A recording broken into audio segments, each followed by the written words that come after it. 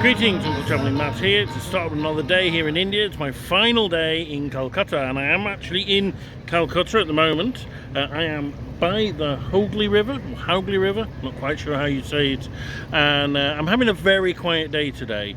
So nothing planned, and there was nothing really left in the city that I wanted to see, but I checked out at 11ish, and I have until just before 4 when my train is.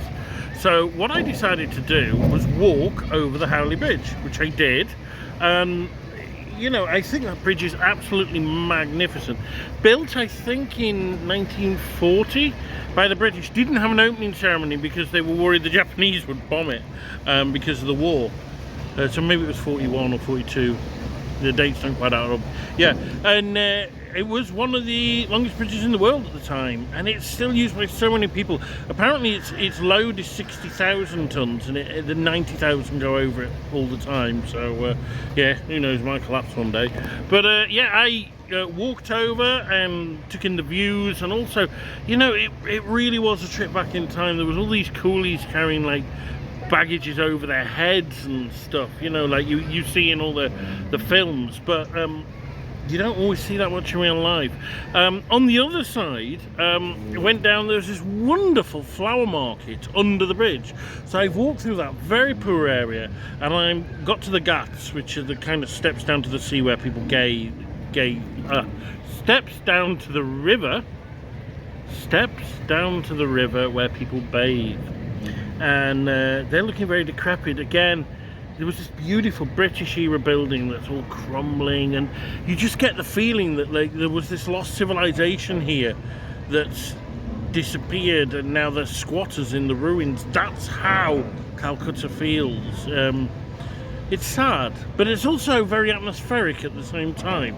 And what I'm doing now is I'm going to catch a ferry back across the river, and it's cost me 6 rupees. Remember, it's 100 to the pound. And yeah, it's been really quite pleasant. I haven't done anything special, but I've enjoyed it. Also, I had my lunch at a little eatery in Howrah, along the street where I live, and got chatting to the guy who runs it. So I had a biryani that wasn't that good, and a paneer masala that wasn't the best either, but it was very cheap.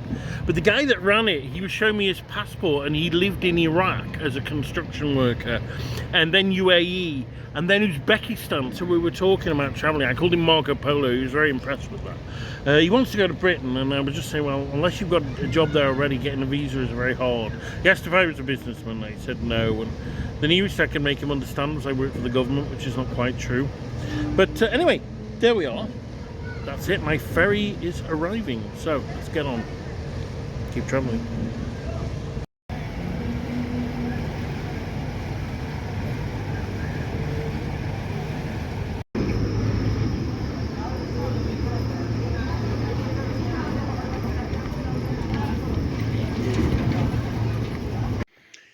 Greetings, Uncle Travelling Matt here, just filling in on the end of that day. So, yeah, did my ace little trip across the river. Only cost pennies, but it was brilliant. I really enjoyed that. Just going across the Howley River on the local ferry. And then I ended up in Harrow Junction Railway Station, because where I'd been before.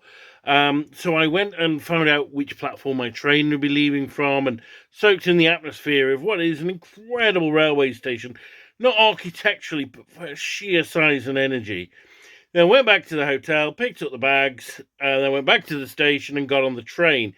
Now, the train is one of the Vande Bharat Expresses, and they are one of the big new initiatives of Modi. They're basically India's first high-speed trains, except they're not high-speed. They're 110 120 kilometres, about 70 miles an hour, which by, British standards is not very fast at all, but by Indian standards it is. And they actually feel like Western European trains, so they're only 8 coaches long, unlike the normal 20, 25 coach monsters that you get on Indian railways.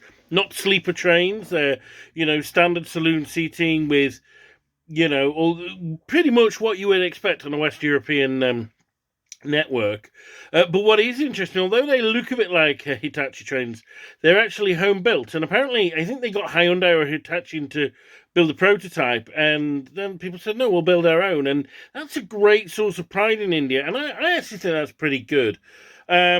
Again, a big project of Modi's, and by God, doesn't he let you know it, because there's a video on loop of him going on a train and giving it a little drive and all that. So he makes sure you know who's providing this. But it was a good experience. You got some free food on there, and it was quite pleasant. And it got me into Patna in about 8 hours, 6 or 8 hours, I can't remember. But it is a long way, so that's actually very fast by Indian standards. Sadly, I only saw scenery for the first hour or so before it went dark, but that was quite interesting. And then I read my book, dozed a little and relaxed all the way into Patna. What happened when I got to Patna? Well, I'll talk about that later. But this is me, the Travelling Matt. Keep travelling.